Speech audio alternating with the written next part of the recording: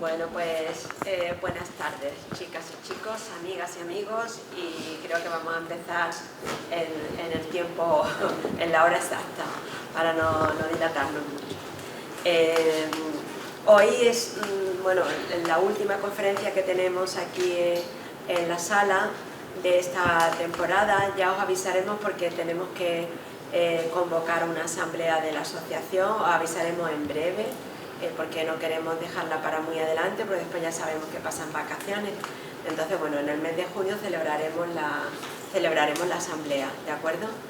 Y tampoco he querido interferir estos días en los grupos con las noticias sobre la visita a Cartella. Yo sé que hay gente que tiene dudas, pero bueno, mañana, de verdad, sin falta por la mañana, lo que hacemos es comprobamos realmente el listado de asistentes, porque ya sabéis que ahí es gratis y no hay que llevar nada ni nada, simplemente a las 10 menos 10 estaremos allí y ya también lo confirmo, porque como digo, no quería mezclar cosas para que se nos... ¿Qué? Todavía se puede apuntar gente para una segunda lista de espera, porque es que tenemos mucha gente, es que ha ocurrido que tenemos... ¿Te lo comunico a ti cuando sea? Sí, bueno, ya lo pongo eso y lo pondré en otros grupos también, que no sean solamente en la asociación, porque ha habido mucha gente que se ha querido apuntar desde otros colectivos. Entonces, bueno, pues ya lo informaremos. Porque esta tarde lo que tenemos que hacer es concentrarnos en una actividad preciosa, una charla que nos va a dar Juan Carlos Lorenzo. Juan Carlos Lorenzo es un compañero, profesor del Instituto José Cadalso, de latín, de griego. Él es licenciado en lenguas clásicas y bueno, también ha dominado otras materias a lo largo de su carrera docente, como por ejemplo francés. Su gama de asignaturas es un poco amplia y bueno, pues le avala una carrera extraordinaria como profesor, como docente, súper querido por su alumnado y por sus compañeras y compañeros, y una docencia, como ya digo, que ha dejado mucha huella entre su alumnado, porque bueno, su método ha sido un método siempre que para el alumnado ha sido extraordinario, incluso para después enfrentarse a las carreras universitarias, ¿no? Y el tema, pues una vez que estuvimos hablando de él, porque él es muy discreto, no quiere que diga más nada de su vida, aunque es un magnífico pintor, que ya también lo puedo decir, y más cosas, pero bueno, él no ha querido que digamos mucho de su vida, de su otra faceta que no sea la docente. Y entonces el tema, porque él podría hablarnos de muchas otras cosas y de aspectos como lingüísticos y todo esto, pero nos pareció que era muy bonito, tanto a la asociación, cuando después lo hablamos con él, el tema este de la pervivencia, ¿no? Seguimos siendo paganos de alguna manera cada vez que nombramos a alguna divinidad o le ponemos el nombre o vemos anuncios o lo que sea, ¿no? Y bueno, pues en nuestra asociación obviamente lo tenemos en la frente, ¿no? Porque en nuestro cartel que nos identifica, que nos lo ha hecho Juan Manuel Romero, pues aquí tenemos a una divinidad griega de la que ahora Juan Carlos nos hablará más, ¿no? Entonces es un tema realmente muy sugerente y que motiva mucho. Por otro lado, nosotros estamos viviendo en las columnas de Hércules, otro mito que lo tenemos además en el escudo de nuestra bandera de Andalucía. Es decir, hasta qué punto todas estas leyendas, todas estas historias siguen perviviendo, siguen estando presentes en nuestra vida. Así que bueno, pues de esto es de lo que nos va a hablar Juan Carlos, y como ya sabéis, después pues tendremos un ratito por si se quieren hacer comentarios o alguna pregunta. ¿De acuerdo? Pues venga, empezamos. Buenas tardes a todos, gracias por asistir, por acompañarnos aquí un ratito hoy. ¿Se me escucha bien? Porque yo no quiero coger el micrófono. ¿Se escucha bien? Vale. Margarita ha dicho ya el objetivo de la charla claramente, y es que con esta charla coloquia que vamos a tener, lo que queremos presentar principalmente es, con el nombre de Pervivencia, es mostrar y comprender cómo la mitología clásica, sus leyendas, sus personajes, todo lo que conlleva, sigue presente hoy en día en muchísimas áreas, en absolutamente muchísimas áreas. Se han recurrido a ella, a la mitología, durante toda la historia y en la actualidad, evidentemente también, por creadores de todo tipo, en el arte, pintura y escultura principalmente, en el cine, en la música clásica, en la pintura, por supuesto, que acabo de decirlo, en el cómic, en los videojuegos, en la publicidad, etc. Y ese es el objetivo principal de esta charla. Antes de seguir tenemos que centrarnos un poco en dónde estamos, porque elevo la voz. Vale. La Edad Antigua va aproximadamente desde la invención de la escritura, 3000-3500 a.C., hasta el 476, que es la caída del Imperio Romano. Esos dos hitos marcan para los historiadores el principio y el fin, ¿no? En lo que engloba la Edad Antigua. Dentro de la Edad Antigua, en esa época, surgen las grandes civilizaciones que conocemos, el antiguo Egipto, la antigua Grecia, Roma, y es en la antigüedad clásica, concretamente dentro de esa edad antigua, es la que va desde el siglo VIII a.C., acotando un poco más, hasta el siglo V después de Cristo. En esa edad es la que nosotros nos vamos a mover. Por tanto, en esos siglos, que son muchísimos, y que es la antigüedad clásica, es donde tiene predominio y donde se marca con la cultura grecolatina, de Grecia y Roma, cultura grecolatina. Centrados en ese tiempo y en ese límite de tiempo, vamos a ver en qué marco espacial nos movemos para irnos centrando desde el principio. Es un mapa muy simple del Imperio Romano. Todo lo que ven coloreado formó parte del Imperio Romano, y en todo esos espacios, prácticamente toda Europa, parte de Asia y todo el norte de África, es donde se desarrolló la cultura grecolatina. En este espacio nos vamos a mover un poco para recolocarnos en el tiempo y en el espacio. Hay muchas definiciones de mitos, vamos a dar dos de ellas muy claras, y es que un mito es una explicación de los sucesos que han importado al hombre desde todos los tiempos. ¿Por qué estamos aquí? ¿De dónde venimos? ¿Hacia dónde vamos? ¿Qué hay después de la muerte? ¿Cuál es el origen del universo? ¿Por qué las plantas nacen y se marchitan? Muchísimas cuestiones que el hombre se ha hecho desde siempre. El mito es una forma de explicarlas. Otra definición de mito o concepto de mito es que ¿por qué existen personas? Es la explicación a por qué existen personas que destacan por su fuerza, por unas cualidades maravillosas y extraordinarias, llámese fuerza, inteligencia y demás, ¿no? Cualquiera de las dos explicaciones nos va a servir para movernos en este mundo de la mitología, pero hay que tener en cuenta algo importantísimo, y es que ninguna de las dos son racionales ni científicas. Son explicaciones basadas, como digo ahí, en la imaginación, producto de la invención, ficción. Yo puedo explicar, o la mitología puede explicar por qué existe el sufrimiento, o qué hay después de la muerte, o por qué existe un terremoto, pero siempre acudiendo a mitos, a ficción, a la imaginación, nunca a la razón. Esa segunda idea a la que me he referido antes, de mito como que hace referencia a personajes extraordinarios que destacan por algo en concreto, la voz, la fuerza, es la idea que tenemos nosotros en la actualidad de mito, la belleza. Quien nos mira a un jugador de fútbol o a un equipo entero, a Taylor Swift, no puede venir más acorde a un artista de cine, a cualquier cantante, ¿no? Ahí tenéis ejemplos como Messi, Ronaldo, Madonna, son mitos de la actualidad, pero en ese concepto de mitos de personas que destacan por algo en concreto, ¿no? Más claro hoy el de Taylor Swift. Muchos pueblos primitivos tienen mitos, y dentro de esa antigüedad clásica que hemos hablado, o de la antigüedad en general, pueblos como Egipto, Babilonia, Israel, Grecia, que lo hemos mencionado, y Roma, tenían sus propios mitos. Pero un dato muy importante que hay que tener en cuenta es que solo de entre esos pueblos, solo fueron los griegos los únicos que fueron capaces de pasar de esas explicaciones que son ficticias y no reales a algo ya basado en la razón. Luego más adelante lo vemos. La mitología clásica, en la que nos vamos a centrar, es principalmente griega. Los romanos eran un pueblo conquistador, belicoso, bruto, eminentemente práctico, y pasaba un poquito más de lo que era la cultura, ¿no? Siempre se ha dicho que Roma conquistó a Grecia y todo su territorio por la fuerza, y igualmente los griegos conquistaron a los romanos por su cultura en todos sus ámbitos.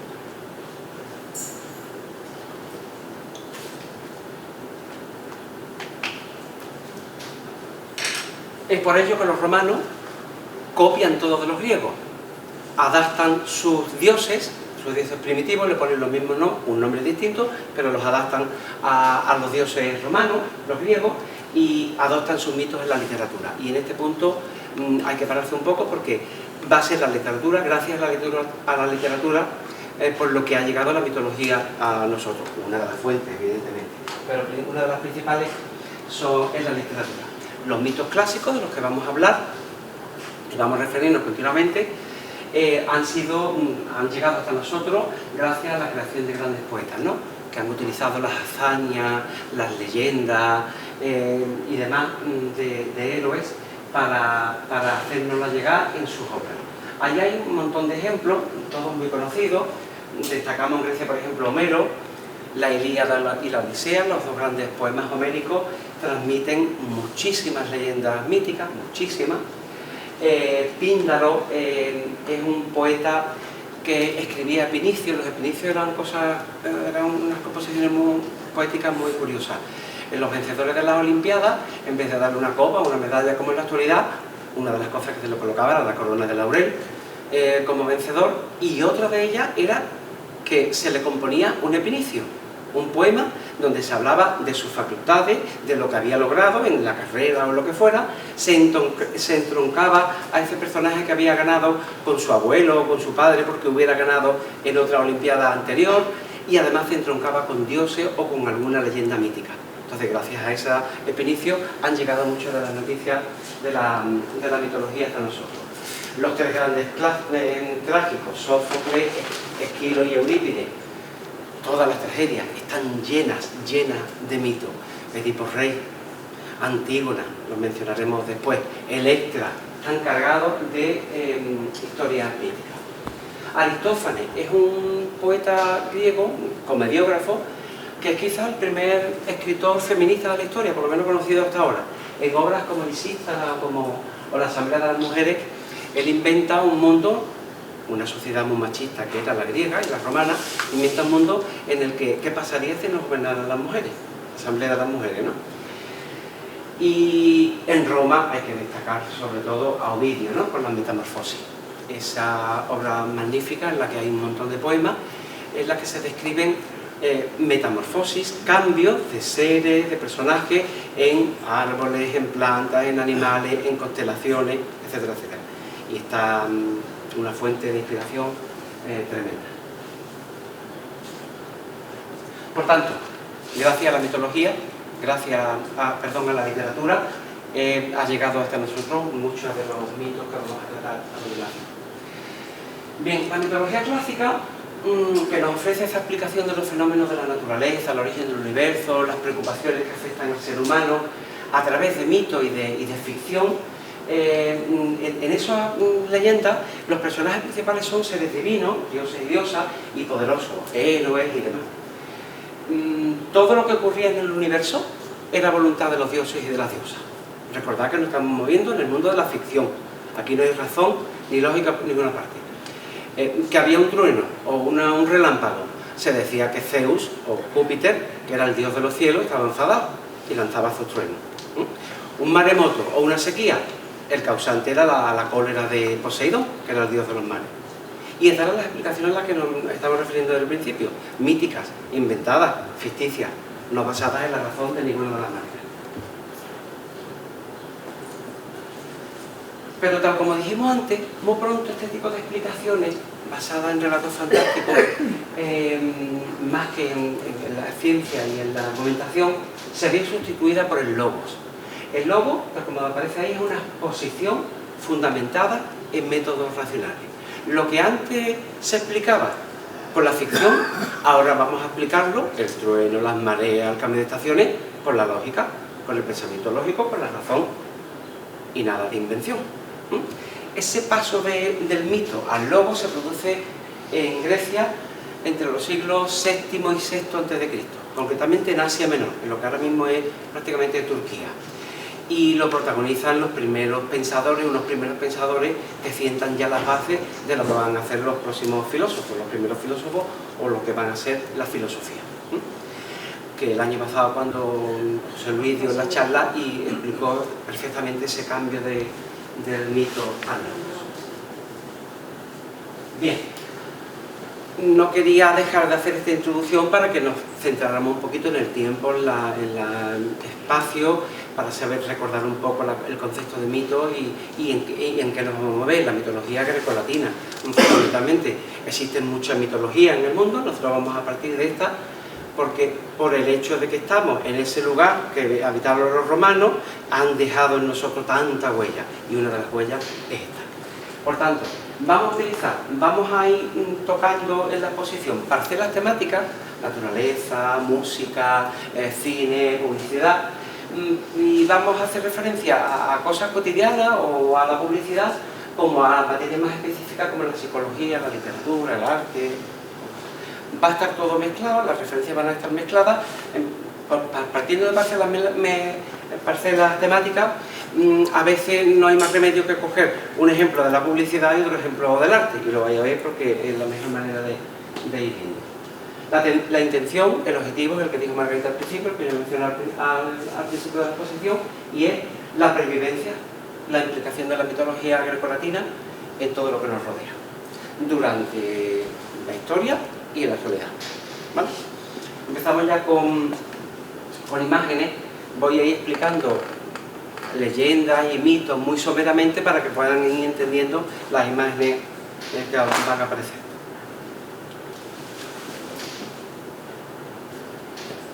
Astronomía. En la astronomía hay multitud de referencias a los dioses y a las leyendas. Ahí hay una imagen del sistema solar y tanto hay prácticamente nombres de dioses y de diosas como Mercurio, Saturno, Marte, Venus, la diosa Venus, que dan nombre a planetas, y también, ya desde la antigüedad, y también a días de la semana, como luego veremos, martes o jueves o miércoles, luego a continuación lo veremos. Bien, en el sistema solar. Vamos a hablar de Júpiter, vamos a elegir algunos porque no podemos estar toda la tarde aquí nada más que con el sistema solar o con los planetas o con todo lo relacionado con la astronomía, sería para una clase. Júpiter, el principal dios, el dios de todos los dioses, es Zeus en Grecia. Yo siempre voy a mencionar los dos nombres porque luego en las pervivencias vamos a ver que unas veces aparece Zeus y otras veces aparece Júpiter como título de cuadro, lo que sea. Júpiter es el dios de los cielos, de las potencias diurnas, es el padre de todos los dioses. Bueno, hijo de Saturno y de Rea, y después de las luchas de los titanes y de los gigantes, destrona a su padre e instaura la dinastía de los dioses olímpicos, que son prácticamente los que vamos a tocar nosotros. Olímpico no es por las olimpiadas, Olimpio es porque habitaban en el monte Olimpo. Los dioses, su morada, su lugar donde habitaban era en el monte Olimpo. Bien, su esposa oficial es Juno, o era en Grecia, Juno en Roma, y a Júpiter se le conocen muchísimos amores. Era un mujeriego tremendo, de mujeres mortales, diosas, ninfas, etc. Eso marcará algunas cositas. Y el águila y el rayo son los elementos con los que normalmente se representa en el arte, en el cine o donde sea, ¿vale? Vamos a ver algunos ejemplos. Bueno, aquí tienen el planeta, que es lo que acabamos de mencionar, pero aquí tienen una imagen escultórica de Zeus, de la fuente de los cuatro ríos de Bernini, maravillosa y preciosa, con el cetro de mando. Está en la plaza de Navona de Roma y es del siglo XVII. Un ejemplo en escultura de esa representación de Júpiter. Otro. Esto es una crátera griega, son figuras rojas que se dan en la cerámica griega entre el siglo VI y III a.C. van a aparecer más imágenes. En la cerámica se recurría muchísimo a la mitología, y ahí aparece Zeus representado con el águila y el cetro. Bueno, aquí nos acompaña hoy el señor Juan Manuel Romero, que es un ceramista sanroqueño que hace estas reproducciones, yo creo que hasta mejor que los antiguos griegos. Perfecto, él también dio una charla con una crátera más o menos de este tipo, y aquí que estuve interesantísimo. Otro ejemplo más de la cerámica. En el cine, Disney continuamente hace referencia a la mitología. Ahí tenéis a Zeus representado por los rayos, Zeus salva a Hércules, ahogado por la hidra en la película de Hércules, de Disney. O en el mundo de los videojuegos, ¿no? Ahí representado potente, con el águila, con los truenos y rayos detrás. Otra referencia de la actualidad que sigue utilizando o bebiendo de la mitología. Relacionada con Zeus, y ya que hemos hablado de que era muy mujeriego, Europa era una princesa tiria de la ciudad de Tiro, que es actualmente la costa de Israel, en el fondo del Mediterráneo, que es hija de Agenor, del rey Agenor y de la reina Telefasa. Zeus, para conseguir su amor, estaba perdido por ella, se transforma en un toro blanco. La princesa estaba jugando en la playa con unas amigas y Zeus aparece convertido en toro blanco, metamorfoseado en toro blanco, manso, se recuesta en la arena e intenta ganarse la confianza de Europa. Ella se confía y se sienta en los lomos del toro.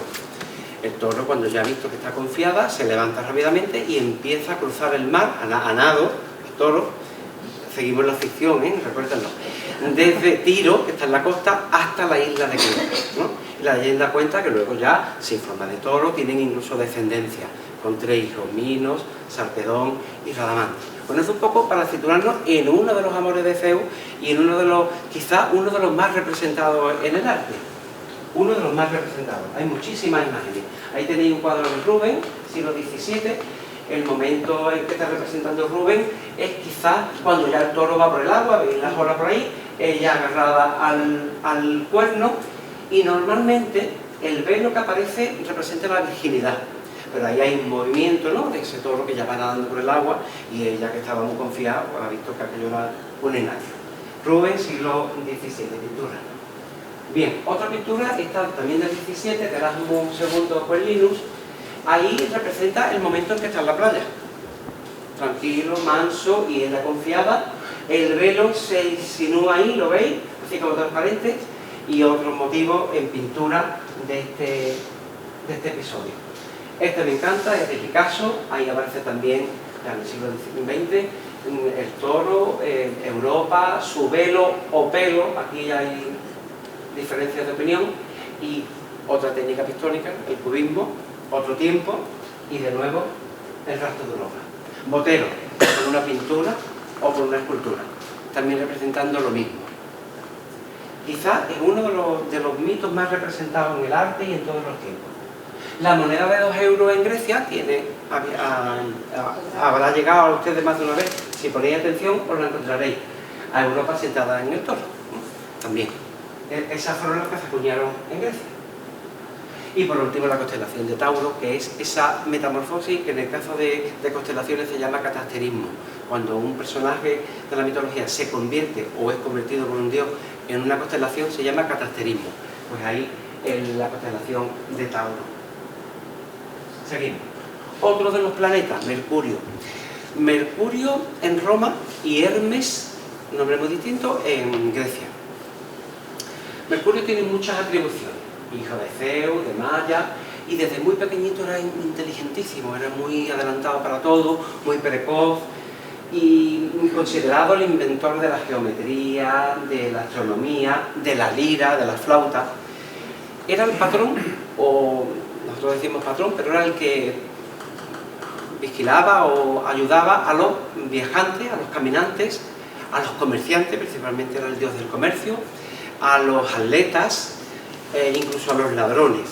Pero ante todo Mercurio es el mensajero de Zeus, y por tanto el mensajero de todos los dioses. Él corre y dile: yo te encargo de una cosa, como Zeus, te encargo a Hermes que vaya a comunicar algo a tal dios, a tal ninfa, a tal mortal. Era el mensajero de los dioses. y se les representa con varias cosas, con la túnica corta, propia de los caminantes, la sandalia, también propia de los caminantes, y un sombrero que se llama pétaso, que también llevaban los caminantes. Una bolsa en bandolera con dinero, porque era el dios de los comerciantes, y también, muy importante, alas, que normalmente están en la cabeza y en los pies, en los talones, porque representa esa comunicación entre dioses inmortales o entre los dioses, ¿no? Como mensajeros de los dioses. Hermes y Mercurio, los dos nombres, para el mismo dios. Ahí tenéis otra imagen de una cerámica griega también, de figuras rojas, donde Hermes se ve con las alas en el pétaso, en el casco y en los talones. Esa pintura maravillosa de Hermes, de Henry Goltzius, en el siglo XVII, ahí está con el casco o sombrero y la ala en la cabeza. Pintura y cerámica. Perdón. ¿Vale? Ahí. Otra pintura. No, la imagen no se pueden ver con mucha bien, pero bueno, más o menos hacen una idea. Este cuadro es precioso, es maravilloso, de Tiepolo, en el siglo XVIII. Ahí está representado prácticamente con las alas en la cabeza y en los pies, y con el caduceo, que se me ha olvidado deciros, que es una vara que normalmente lleva, una vara con tintes mágicos, con 2 serpientes enrolladas. También era uno de los atributos de Mercurio. Ahí está representada la pintura, y en esa escultura también del siglo XVI, del siglo XVII, de Jean de Boulogne. Una escultura pequeñita, lo que es bronce, último siglo. Ahí lo tenéis, en cerámica, por tanto, en escultura y en pintura de varios tiempos. Y ya más en la actualidad, la marca de bolsos Hermes y de cinturones. Hermes es el nombre griego, como sabemos, y ahí está representado en un carro y demás, porque representa las transacciones comerciales, el dinero, el comprar, el vender, el bolso que llevaba colgado.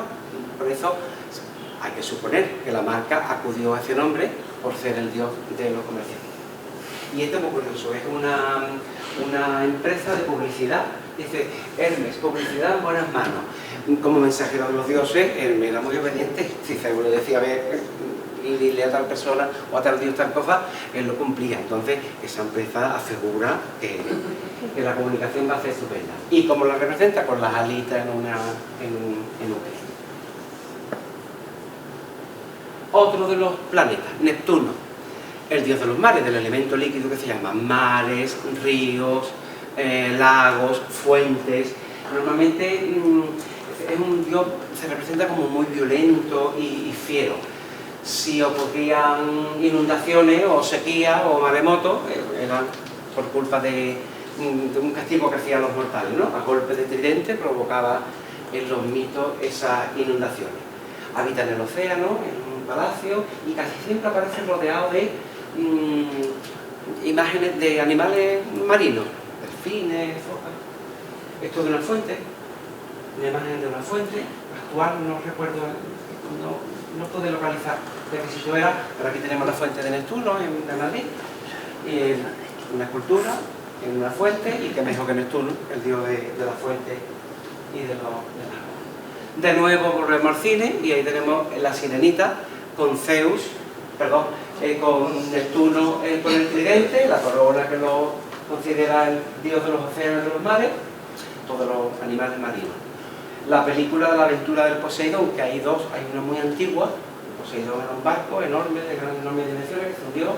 Se hizo una película en principio muy antigua, y esta creo que es la nueva que se ha hecho, no estoy muy seguro, pero es la carátula de una de las películas que se han hecho sobre el Poseidón. Poseidón es el nombre griego de Neptuno, recordadlo.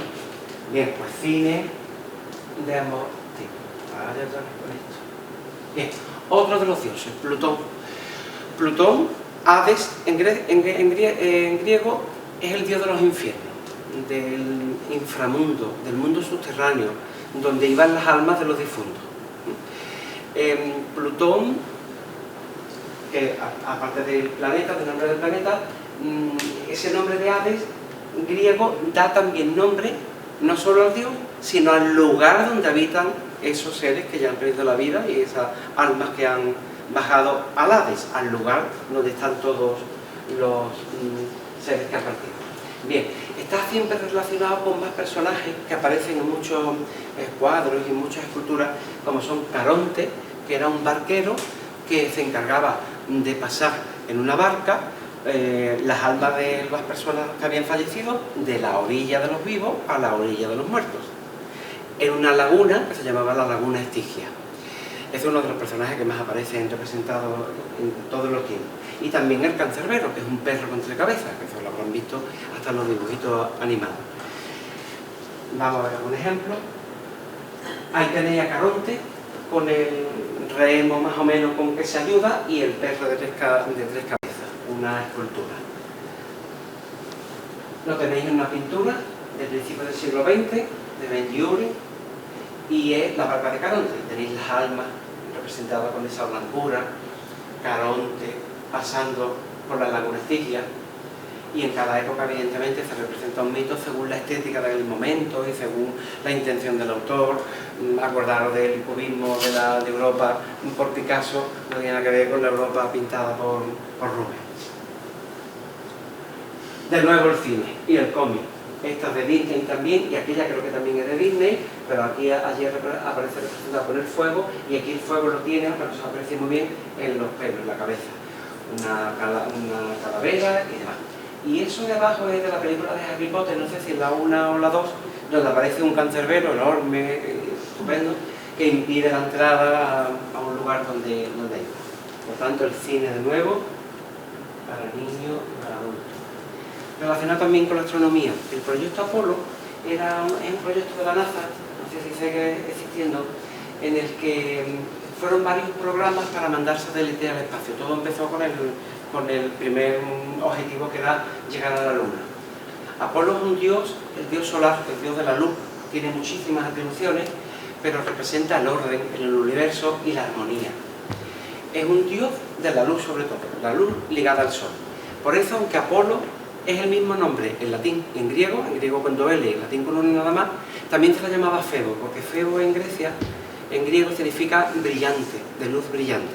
Y como era el dios del sol, de la luz, ahí tenéis varios anagramas de la NASA, los alunizajes con el nombre de todos los Apolos, las misiones de la NASA, las del 61 al 72, en fin, Apolo escrito con 2 L, igual que en griego.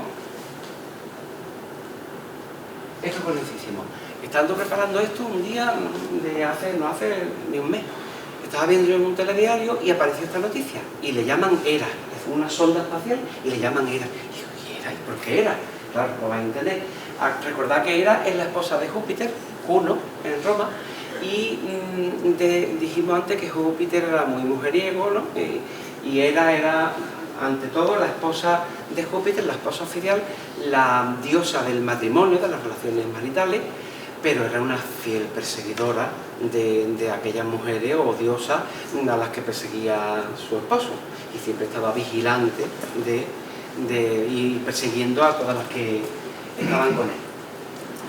Entonces, puesto entre comillas lo que decía la noticia, Hera constituye la Constitución Europea una misión internacional doble. Es el primer experimento de validación de defensa planetaria a escala completa, porque es la primera sonda que envía la humanidad para explorar un sistema binario de asteroides. Al parecer, yo no entiendo mucho, pero ese sistema binario de asteroides puede entrañar un peligro de aquí al futuro. Entonces esa sonda está como vigilando las reacciones de esa cadena de asteroides, igual que era, vigilando a su marido y a su amante.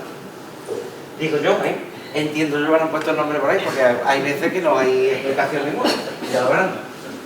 Los días de la semana, muy brevemente. El lunes está relacionado con la luna, y que en Grecia se llama Selene, por eso hay palabras como lunático o selenita, ¿no? Los que están los habitantes de la luna. Martes debe el nombre a Dios Marte, Dios de la guerra. Miércoles a Mercurio, dies Mercurii, Hermes, que acabamos de verlo.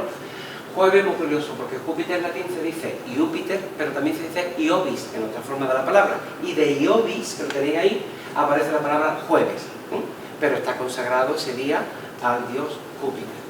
Viernes a Venus, que igualmente es Venus, Veneris, y de ahí de Veneris, por etimología sale viernes.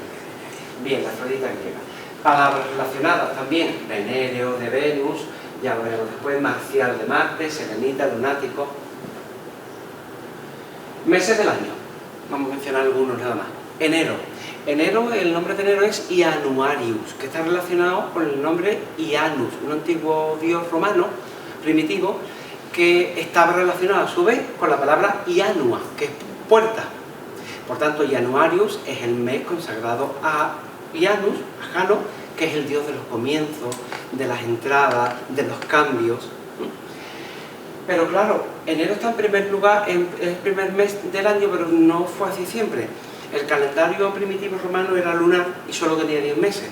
Empezaba en marzo, enero y febrero no existían. Empezaba en marzo y terminaba en diciembre. Por eso septiembre, septem, era el séptimo mes. Octubre el octavo, noviembre el nuevo y december el décimo. Ya no, porque Numa Pompilio, uno de los reyes romanos, hizo con sus astrónomos y demás una reelaboración del calendario, empezaron a considerar el calendario solar y no lunar y ampliaron con 2 meses, enero y febrero, que se colocaron al final. Y inmediatamente después hubo otra remodelación y los colocaron al principio, por eso ya diciembre aparece desplazado en el orden, digamos, natural que tenía. Y Januarius, porque es el mes que comienza el año, el mes del principio, de la puerta. Se representa siempre con 2 caras opuestas, una mirando para cada lado. Bien, marzo, relacionado con el dios Marte, el dios de la guerra, pero también era un antiguo dios de la vegetación. Y como el año empezaba en marzo, el primitivo, era el principio del año para ellos, era un momento para las labores del campo magnífico. Como era un antiguo primitivo, dios de la vegetación, pues por eso le pusieron marzo a ese primer nombre del mes del año. Mayo, de la diosa Maya, junio, de nuevo dedicado a Juno, porque, bueno, ¿por qué no? Juno era la defensora de los matrimonios, la que los custodiaba, velaba por las relaciones maritales, era protectora del matrimonio y de la familia. Y entonces, entre los romanos había costumbres de casarse, principalmente en junio, por esa protección que tenía de la diosa Juno, que era la protectora del matrimonio y de la familia. Pues su nombre, Junio, se debe también a esa diosa. ¿Qué no sé si me pasó? Sí. Mitología y ciencia de la naturaleza. Dejamos un poco los astros, que podríamos no terminar. Vamos a ver algunas plantas o algunos animales, plantas sobre todo, y vamos a ver qué relación tiene con la mitología. El laurel. Laurel. En griego, laurel es Dafne. Dafne era una ninfa, hija del dios río Peneo, que estaba, Apolo estaba enamoradísimo de ella. Pero Apolo no le correspondía. Entonces ella, en un día de desesperación, que Apolo la perseguía, intentando conseguirla, invoca a su padre, le pide a su padre, que era un dios, que le ayude de alguna manera. Y su padre no se le ocurre otra cosa que convertirla y metamorfosearla en un laurel. Desde entonces el laurel es el árbol consagrado al dios Apolo, que hemos visto antes, que es el dios del sol. Y aquí lo vamos a ver en una magnífica estatua de Bernini del siglo XVII, Apolo y Dafne.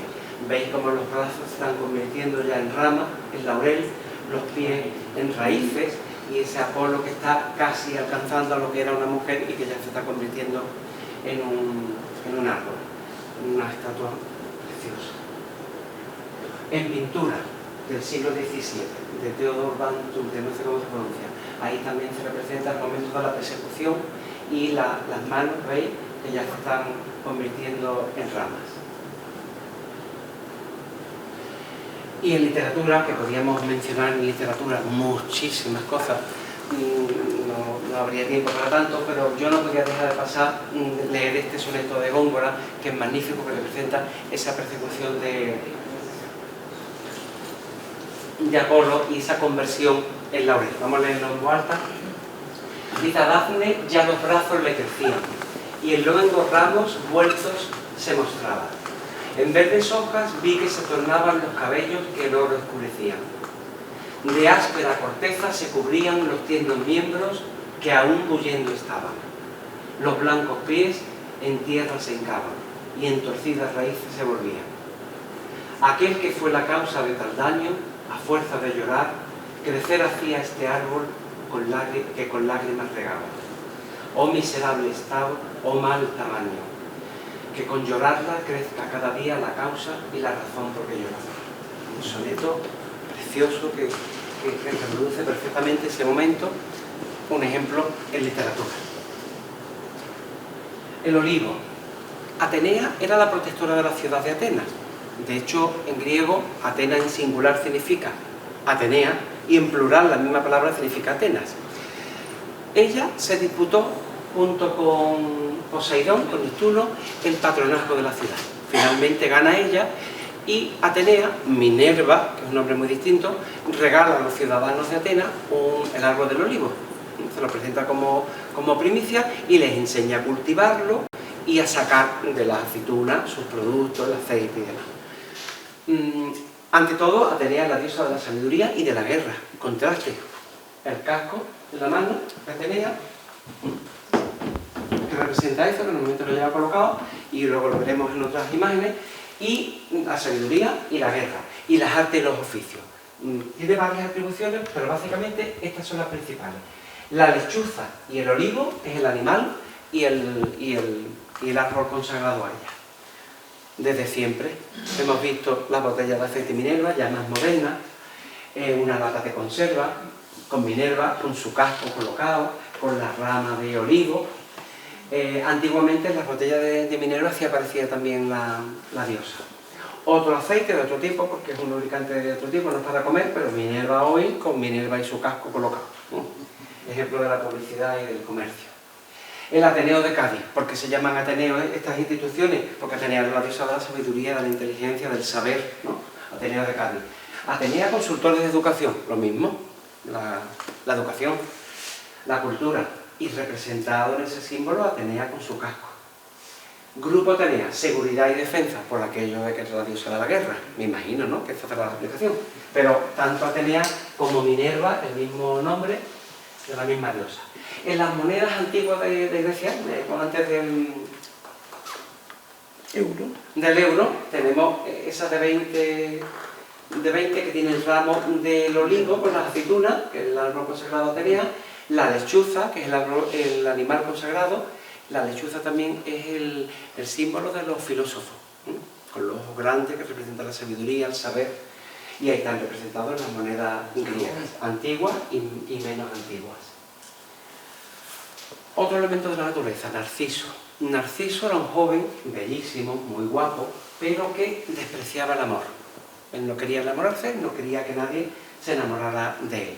Y un adivino, que se llama Tiresia, que aparece en muchas leyendas, dijo desde chico, cuando nació, dijo de él que vivirá hasta viejo si no se contempla a sí mismo. Las ninfas, las muchachas estaban todas locas por conseguir el amor de Narciso y por capturarlo. Pero era imposible, él despreciaba el amor. Y había una ninfa en concreto que se llama Eco, que desesperada ya, porque no era correspondida por Narciso, se alejó a los bosques, se dejó consumir de pena y de tristeza, y solo quedó el eco, según la leyenda. De ahí la palabra eco, eco, eco, eco. Solo existía el eco y no ella ya.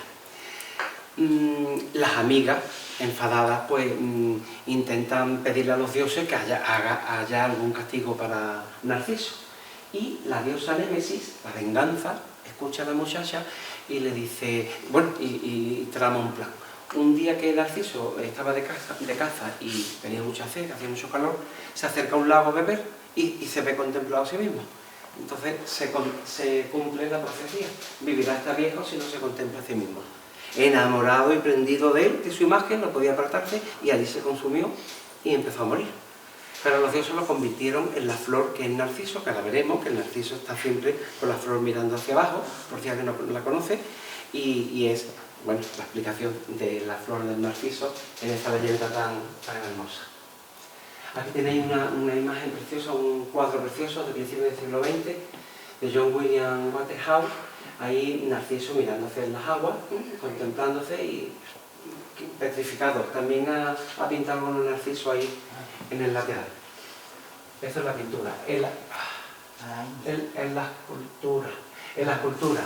Eugène Ernest Iol del siglo XIX, una escultura también ahí, mirándose en el lago, y la flor del Narciso, por si alguien no la conocía, también mirando hacia abajo, ¿no?, como el personaje mítico de Narciso. Vamos con la zoología, la araña. Aracne Aracne era una muchacha, era una mortal, que tenía fama de ser muy buena tejedora. Tejía estupendamente. Era discípula de Atenea, porque Atenea, recordad que era la diosa de la sabiduría, de la guerra y de las artes y de los oficios. Y una de las artes y de los oficios era el tejer. Entonces ella, muy altiva, Aracne, desafía a la diosa Atenea y le dice que a ver quién de las dos hace un tapiz más hermoso y más bonito. Atenea acepta el reto, la diosa, imaginaros, y hace un tapiz representando a los dioses olímpicos, y Aracne hace lo mismo, pero representando los amores más vergonzosos y menos honrosos de los dioses. Atenea, cuando vio el tapiz, que estaba confeccionado perfectamente, estaba negra porque había representado a los dioses de una manera demasiado impúdica y además porque estaba hecho de manera magistral. ¿Qué hace? Que le propina un golpe, le rompe el tapiz y ella, desesperada, Aracne, se ahorca. Se quita la vida ahorcándose. Pero la diosa, antes de que muera, la convierte en araña que penderá de un hilo durante toda su vida. Y ese es el motivo mitológico de la araña, que está representado magníficamente por Velázquez.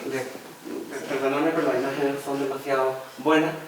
Las hilanderas de Velázquez, que durante mucho tiempo se pensaba que era un cuadro más costumbrista, que representaba el oficio y demás, hasta que uno observa bien el fondo y ve que en el fondo está representada la fábula de Aracne.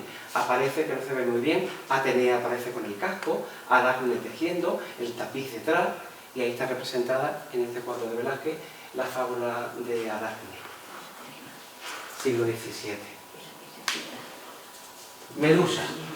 Otro animal, es un animal marino, como todo el mundo lo conocemos, una de las gorgonas Medusa, había 3 hermanas, y esta era la única que era mortal. Era un ser repugnante, monstruoso, que tenía serpientes en vez de cabello, grandes colmillos, manos de bronce y alas para volar. Vamos, una preciosidad. ¿De qué se caracterizaba? Porque admiraba a quien desafiara a mirarla, ella cuando la miraba lo petrificaba, lo convertía en piedra. Fue matada por el héroe Perseo, y ahí lo vemos en esa estatua, Perseo con la cabeza de la medusa gorgona cortada, y aquí otra estatua con los pelos de serpiente. Eso es escultura.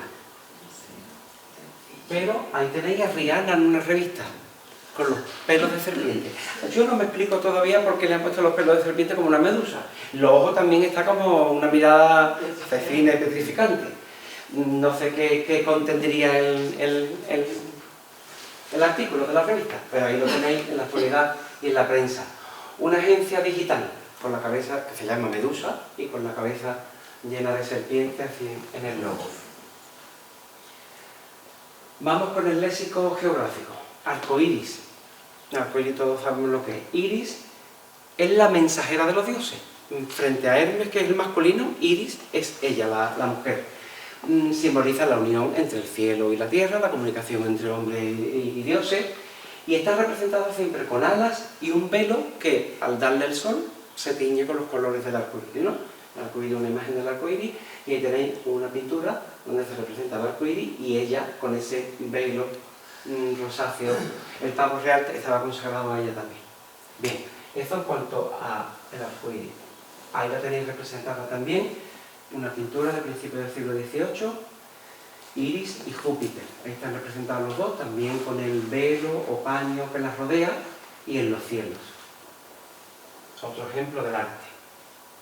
Y este es muy curioso. Preparando la charla también, veo en el telediario un día que en el espacio Telefónica de Madrid habían inaugurado esa cabeza de Iris, que se llama Iris.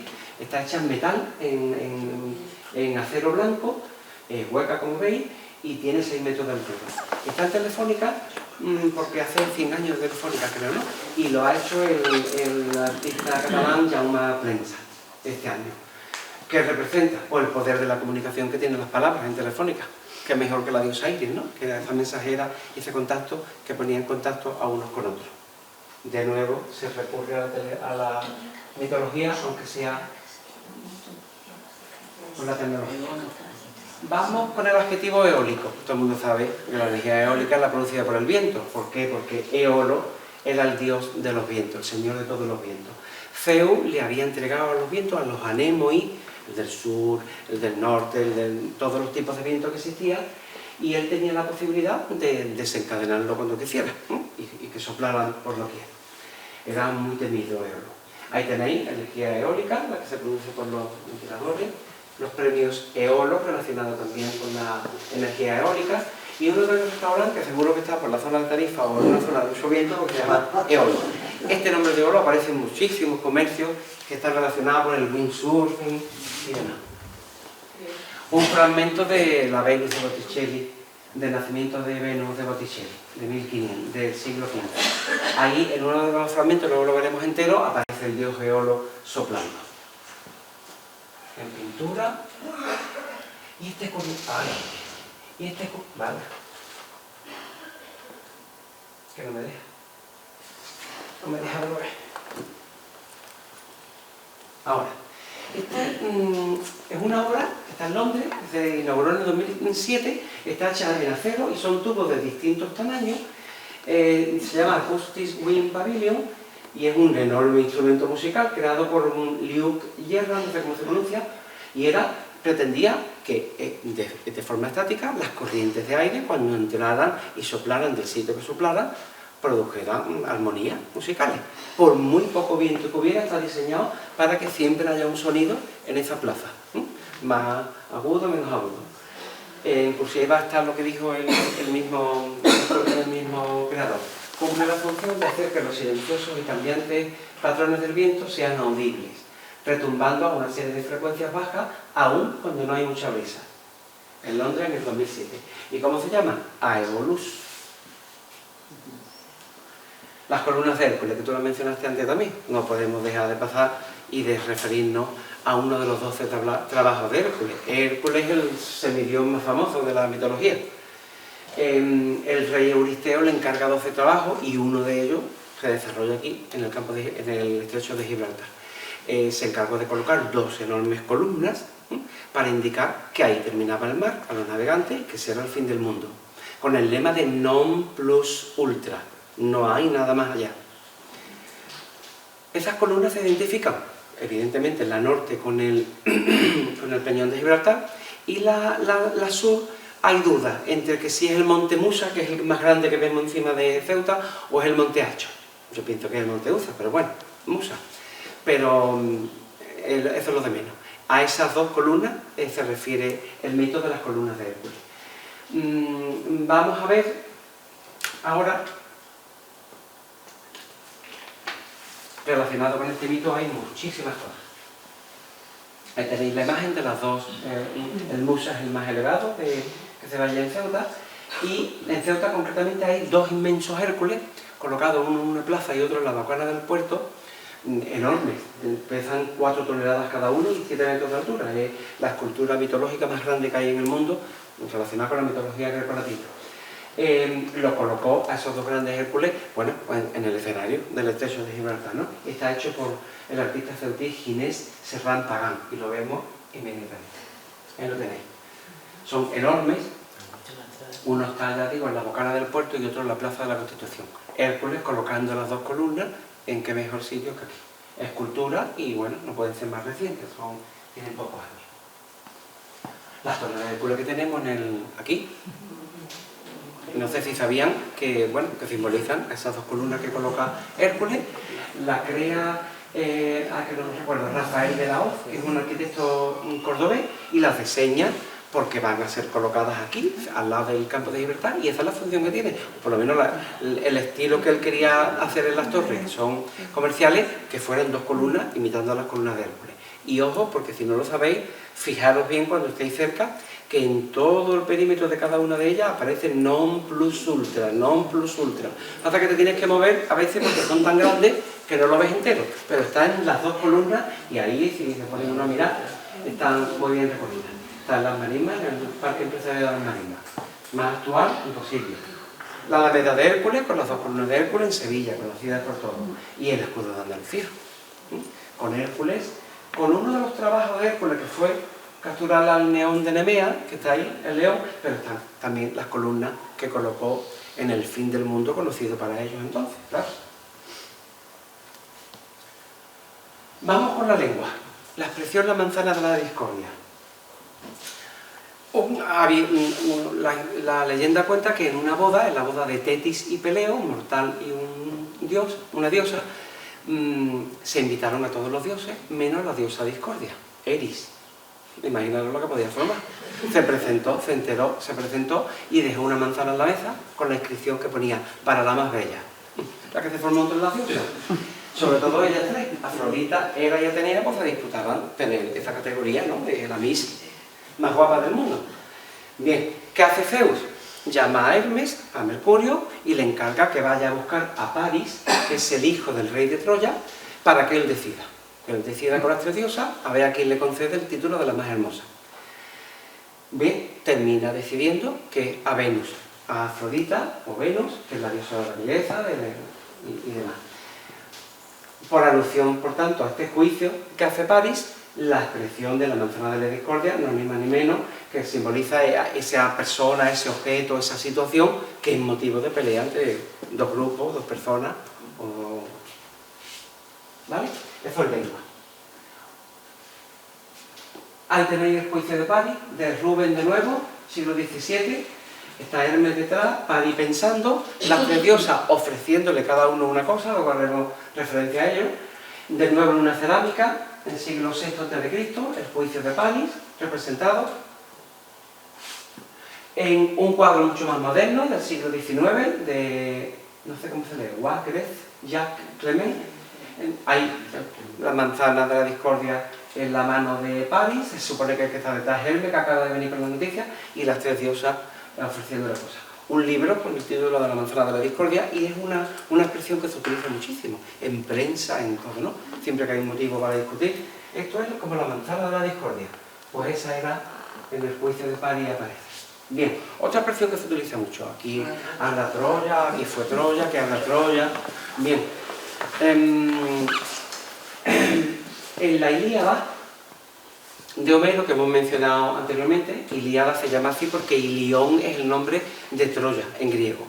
Y como la Ilíada habla de la guerra de Troya, pues Ilión, Ilíada.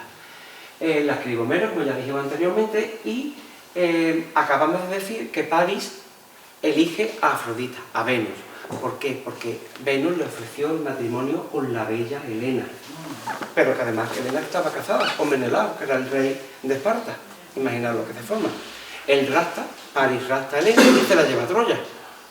Menelao hace una reunión de distintas ciudades griegas y de guerreros y se van a Troya. Empieza la guerra, que dura 10 años, pero Homero nos cuenta en la Ilíada solo los últimos 10 días del 10º año. Y bueno, esa es la causa, ¿no? ¿A qué hace referencia? Se enfrentan griegos y troyanos, una guerra sangrienta que dura muchísimo tiempo, que termina con el episodio del caballo de Troya, como muchos habremos visto en el cine, y bueno, hace referencia a que es un momento en el que se forma un escándalo, una riña, una confusión, ¿no? La primera, aquí fue Troya, pues una situación en la que se produzca un alboroto, un gran escándalo. Y la segunda, a la Troya, muestra más bien la indiferencia, ¿no?, de las consecuencias que puede tener algo que se ha hecho que no está de todo bien. Expresiones de la lengua. Ahí tenéis imágenes de la antigua Helena de Troya, una película muy antiquísima, otra más moderna, un cómic de la guerra de Troya y también arriba la película de Brad Pitt, una más moderna sobre la guerra de Troya. La Ilíada ha dado frutos de todo tipo, en arte, en cine, en dibujo animado, en cómic, en muchísimo. Se recurre a ella continuamente. Talón de Aquiles, otra expresión.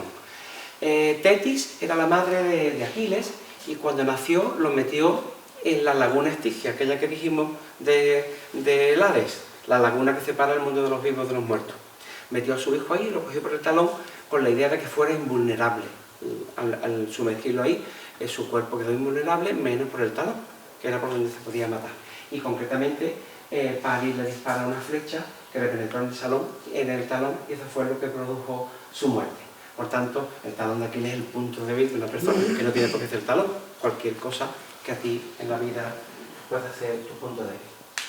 Ahí tenéis un cuadro de Rubens también, sumergiendo a Aquiles en el agua, la laguna Estigia, una escultura con la flecha clavada en el talón, del siglo XIX, y otra imagen de una escultura de cerámica griega con la flecha en el talón clavada.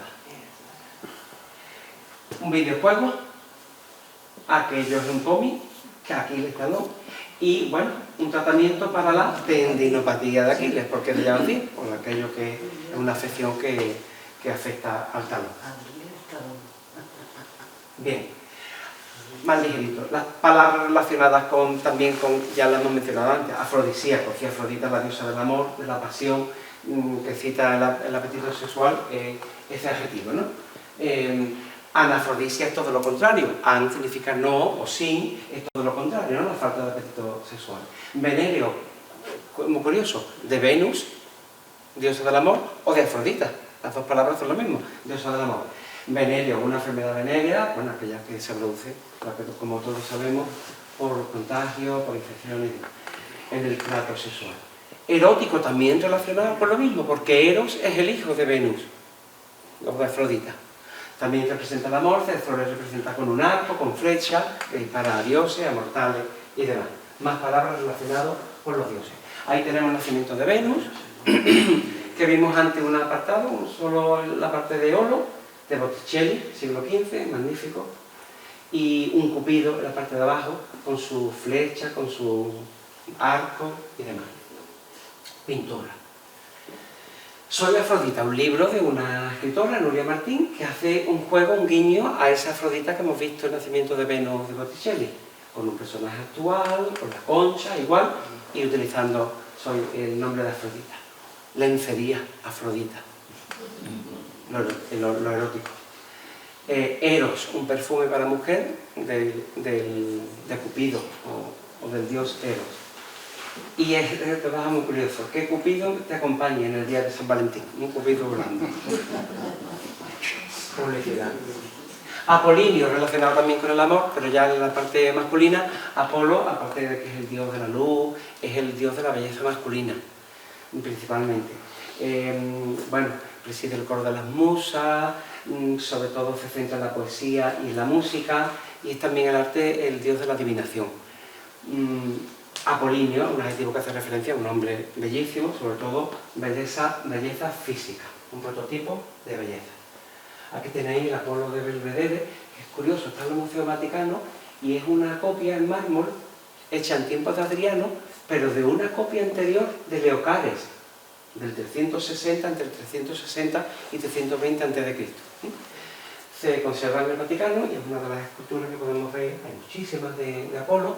Aquí tenéis la de Bernini que vimos antes, Apolo persiguiendo a Dafne, el teatro Apolo, hay muchos cines y teatros que se llaman Apolo, y hay una empresa de publicidad. Ponerse como una arpía, o ser una arpía. Arpía se puede escribir con H o sin H. Bien, una persona que es grosera, que utiliza un lenguaje insultante, que tiene mal carácter. Las arpías eran raptoras de almas, sobre todo de almas de los infantes, de los niños. Y bueno, eran preciosas, tenían rostro de mujer y cuerpo de ave de rapiña. Dice el diccionario de la Real Academia, se dice de una mujer muy malvada, o coloquialmente persona codiciosa, que con arte o maña consigue cuanto puede. De ahí la expresión eres una arpía o ponerse como una arpía. Ahí la tenéis representada en otra figura griega, de cerámica griega. En el románico, en el arte románico, hay la portada de la iglesia de San Martín de Artay, un capitel con arpía, otra época, escultura, y ahí en un videojuego las arpías volando, con rostro y cuerpo de mujer y las alas. Seguimos. Mitología y música. Bueno, en música hay muchísimas composiciones que han bebido en la fuente de la mitología, pero continuamente, muchísimas. Son muchas. Yo he seleccionado algunas, por poner algunas, de la Ilíada de Homero. Tenemos las troyanas de Berlioz, la Bella Helena de Offenbach, relacionado con la temática de la Odisea, que es la vuelta de Ulises desde la guerra de Troya a su patria Ítaca. Está el retorno de Ulises a la patria, de Monteverdi. Otro ejemplo, Orfeo de Eurídice, Idomeneo Redecreta de Mozart, Strauss, Stravinsky, muchísimas. Ahí tenéis carátulas de disco y de ópera, de todas estas, de algunas de las que he mencionado. Mitología y publicidad. La publicidad bebe continuamente, ha bebido y sigue bebiendo de la mitología, de nombres, de leyendas, de sugerencias, es una fuente de inspiración permanente. Algunos son muy antiguos, han acuñado nombres en la publicidad desde hace muchísimo tiempo, otros son muy locales y a lo mejor nada más que existen en una región, en una ciudad, en una comarca y no son conocidos por todo el público, pero otros nombres mitológicos de la publicidad sí, llevan existiendo desde siempre y ahora cuando mencionemos los estropajos Ajax, lo vais a ver, toda la vida desde Dios, los conocemos porque llevan mucha trayectoria y muchos más nombres que vendrán en productos y en empresas que acudirán a la mitología porque es una fuente de inspiración tremenda. Vamos a ver algunos ejemplos. Calipso.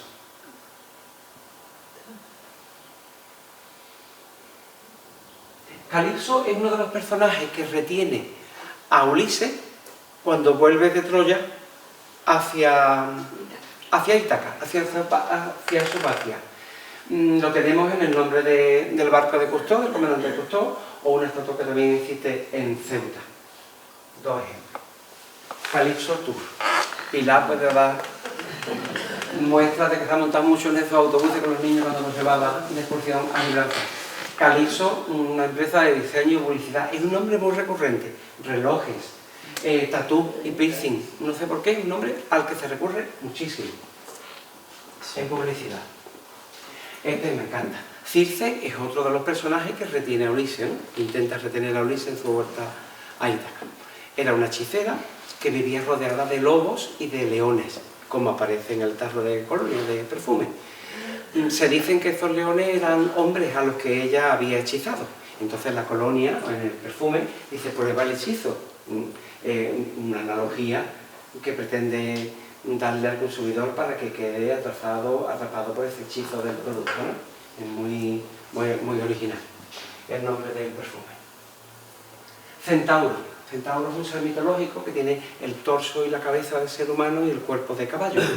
Una criatura híbrida que se llama y representa, bueno, híbrido porque la parte humana le permite tener agilidad, destreza en el manejo de las armas y la parte equina, pues rapidez, ¿no? y fuerza al correr. Uno de los centauros se llamaba Quirón y este no era nada bruto ni muchísimo menos, era sabio, muy civilizado y conocía la medicina y las artes curativas. Ya están imaginando de por qué voy, ¿no? Ese Quirón no tiene nada que ver con los demás centauros, pero bueno, el legado centauro. ¿En qué sitios vemos a Centauro? Pues mira, en un videojuego también, allá arriba. Abajo en la película de Harry Potter aparecen los centauros también, muy bien representados, igual que en la mitología, un caballo y hombre, con el manejo de las armas por ser humanos. Los recambios y las libretas centauros de toda la vida, que ya se ven menos, pero ahí tienen el centauro representado en la libreta, en el carpesano. Fundación Centauro Quirón, ahí relacionado ya con la medicina, o el grupo hospitalario Quirón, que por eso se llama así. Bueno, digo yo que se llamará así, que habrán sido tan inteligentes como recurrir a ese nombre porque conocían a Quirón. Marcas de coche.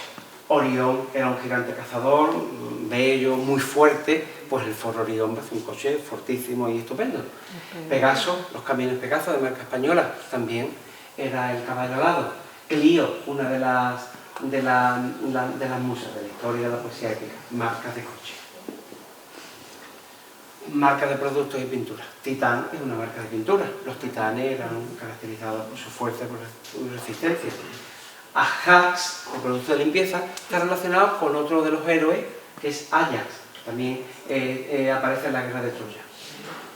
Cronos, con K, igual que se escribe en griego, una marca de relojes. Cronos era el dios del tiempo humano además, de los calendarios, de las transiciones, de las cosechas.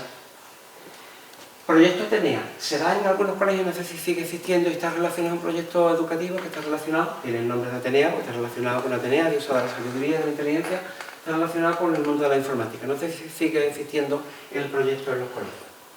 Y aquí vemos las marcas a las que hemos aludido. Las pinturas, Titán, la luz, Ajax, en todos sus formatos, un equipo de fútbol, el Ajax, la marca de relojes Cronos con K abajo, Titán Tex, y el proyecto tenía este que es de los colegios que os he dicho, que hace alusión a todo lo relacionado con la informática. Vinos y bodegas. Si Baco o Dionisos en Grecia es el dios del vino, Baco o Dioniso, qué mejor nombre que para vinos y cavas, que para una bodega, escrito en latín, Dionisus y Bacchus, para una bodega de Albariño. Hay muchas referencias a Baco o a Dioniso en el mundo de la enología. Y por último, termino ya que estoy cansando. Mitología y deporte. Es que es un mundo muy amplio y aquí podemos estar sin terminar. Este es muy curioso, es el único ejemplo que he cogido de deporte, pero es que es muy bonito. La diosa Victoria en griego se dice Nike. Nike es Victoria en griego. Nike es la marca deportiva, que todos decimos Nike porque lo pronunciamos en inglés, pero es Nike, yo siempre digo Nike. Bien, pues Nike, la diosa Victoria, se caracterizaba porque corría muchísimo y volaba. Corría y volaba a gran velocidad. ¿Cómo se le representaba? Con alas. Cualquier representación, escultura o pintura, era con alas. Y hay en el siglo XX, el logo de Nike surge de una campaña publicitaria en 1971 en la que las propuestas son relacionarlo con las alas de la diosa Victoria. Por eso el símbolo de Nike, que representa a un ala. Y también desde los Juegos Olímpicos del 28 en Ámsterdam, la figura de la Victoria alada de la diosa aparece en el reverso de las medallas de todos los ganadores, a partir de ese año. Vamos a ver ejemplos. Ya con esto termino y no paso más. La Victoria de Samotracia, que está en el Louvre, que es magnífica, preciosa. No podía elegir otro más que esta para ver una escultura.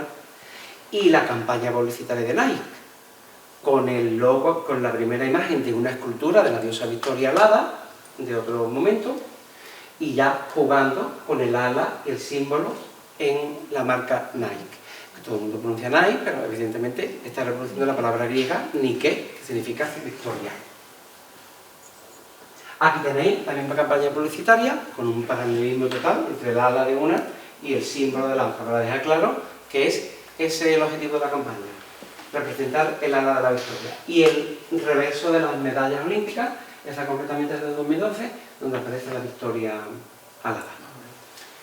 Bien, y esto es todo. Yo ya aquí termino. Gracias por la atención. Yo bueno, pasado muy bien. Estaba muy a gusto, espero que ustedes también. Y nada, esto es todo.